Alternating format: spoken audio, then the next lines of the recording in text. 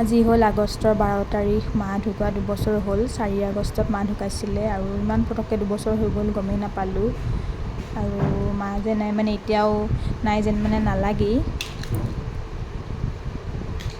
সৰুকৈ অকণমান ভিডিঅ' বনালোঁ। এনেকুৱা লাগে যেন ক'ৰবাত গৈছে ফুৰিবলৈ, আকৌ আহিব।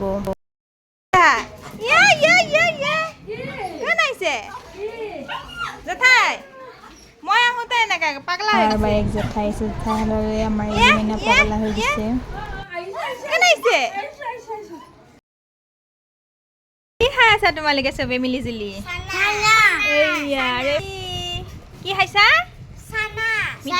মিঠা নে জ্বলা? মিঠা চানা। মিঠা চানা খাইছা? হা? গোটেই চাৰি পণ্ডিত বহি লৈছে।